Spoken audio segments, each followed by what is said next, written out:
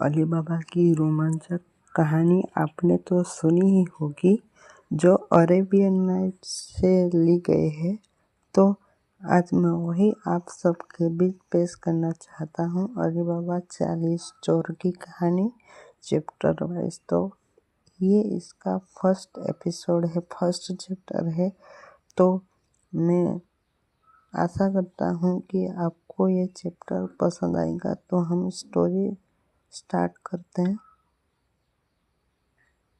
एक रोमांचक शुरुआत। अली बाबा और 40 चोर अध्याय 1। रहस्य का जंगल। बहुत समय पहले की बात है। फारस, आज का ईरान के एक शहर में 2 भाई रहते थे, कासिम और अली बाबा। कासिम अमीर था लेकिन घमंडी। उसके पास कई दुकानों और नौकर चाकर थे। दूसरी ओर अली बाबा की एक गरीब लकड़हारा था, जो जंगल से लकड़ियां काटकर बाजार में बेचने जाता था, अपने परिवार का गुजरान करता था। एक दिन अली बाबा रोज की तरह गधे लेकर जंगल गया और उसने कुल्हाड़ी उठाई और पेड़ काटने जा ही रहा था कि तभी अचानक दूर से घोड़ों की टोपों की आवाज आने लगी। डर के मारे वो पास ही एक चट्टान के पीछे छुप गया। कुछ ही पलों में उसने देखा कि 40 घुड़सवार, जिसके चेहरे लपेटे हुए थे और कमर में तलवार बंधी हुई थी, वे सभी एक बड़ी चट्टान के सामने रुक गए। उनका सरदार सबसे आगे आया और ऊंची आवाज में बोला, खुल जा सिम सिम। जैसे ही शब्द बोले गए, चट्टान एक दरवाजा खुल गया। जो गुप्त था वो दरवाजा खुल गया। सभी चोर गुफा में घुसे और कुछ ही देर बाद थैले थैले सोना चांदी और जवाहरात लेकर बाहर निकल आए। उन्होंने फिर से वही शब्द दोहराए, बंद हो जा सिम सिम। दरवाजा फिर से बंद हो गया और सभी चोर जंगल से बाहर चले गए। अली बाबा यह सब देख रहा था।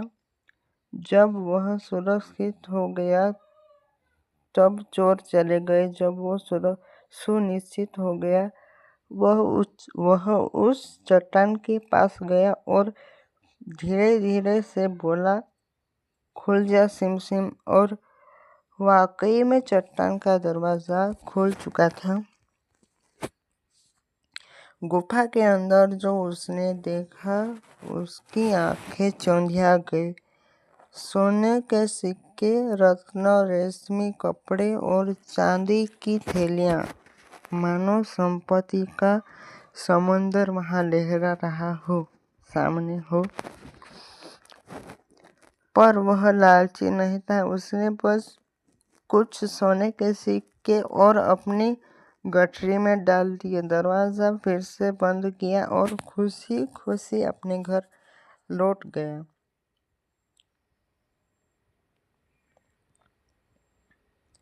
अली बाबा और 40 चोर। खजाने की वापसी। जब अली बाबा घर पहुंचा तब उसकी पत्नी ने देखा कि उसके पास थैले हैं। हैरान होकर उसने पूछा, ये सब कहाँ से लाए आप? कहीं चोरी तो नहीं की ना आपने? अली बाबा ने मुस्कुराते हुए सारी कहानी बता दी। जंगल में चोर, गुफा और जादुई शब्द, खुल जा सिम सिम। पत्नी की आंखें हैरानी से फैल गई, लेकिन वह समझदार थी। उसने कहा, हमें इसे छुपा कर रखना चाहिए, क्योंकि अगर चोरों को पता चल गया तो खतरे में पड़ सकते हैं हम। अली बाबा ने अपनी पत्नी से कहा कि वह खजाने की वजन तोलना चाहती है, लेकिन घर में तो कुछ नहीं था, तराजू नहीं था जिससे खजाना हम तोल सके।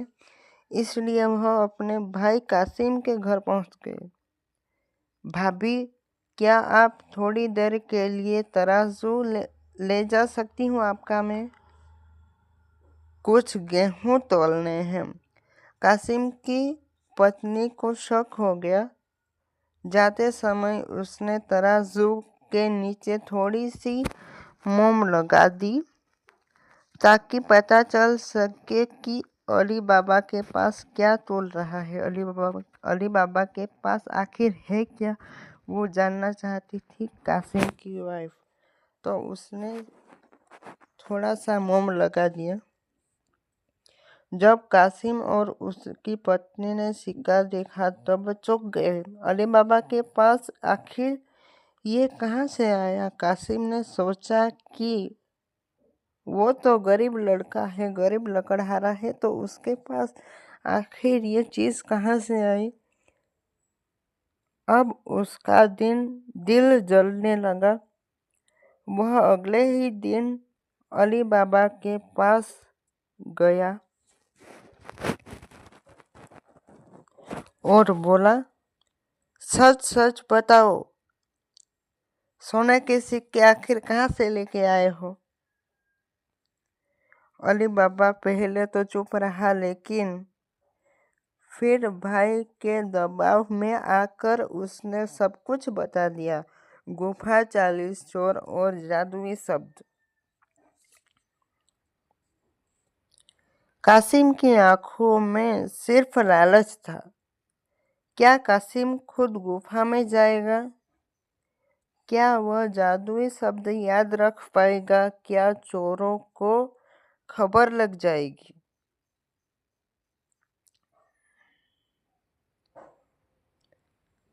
कासिम जब रात होते ही वो उसके दिमाग में बस एक ही बात घूम रही थी, खजाना, गुफा और खुल जा सिम सिम। सुबह होते ही जल्दी उठकर अपने नौकरों को 2 बड़े-बड़े खच्चर तैयार करने के लिए उसने आदेश दिया। खच्चरों पर खाली बोरे लादे और किसी को कुछ बताए बिना वो गुफा की तरफ चला गया। उसे अली बाबा ने जो रास्ता बताया था वह ध्यान से याद था। कुछ ही देर में उसी चट्टान के सामने पहुंच गया कासिम। दरवाजा बंद था। वहां कासिम पहुंच गया, वहां इधर उधर देखता है और वहां कोई मौजूद नहीं होता। खुल जा सिम सिम, और जैसे ही शब्द बोलता है पत्थर, दीवार और 2 हिस्सों में बट जाता है और उसके सामने वही गुफा खुल जाती है। कासिम ने जैसे ही अंदर कदम रखा उसकी आंखें चमक उठी। सोने चांदी चमक और बहुमूल्य रत्न, हीरे जवाहरात और कीमती वस्त्र थे वहां पे।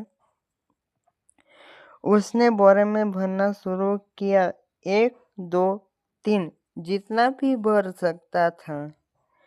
लेकिन अब मुसीबत शुरू हो जाती है। जैसे ही वह बाहर निकलने की कोशिश करता है दरवाजा तो बंद था। वह जोर जोर से चिल्लाता है, खुल जा गेहूं, खुल जा चावल, खुल जा अनार, खुल जा बादाम, लेकिन दरवाजा नहीं खुलता है।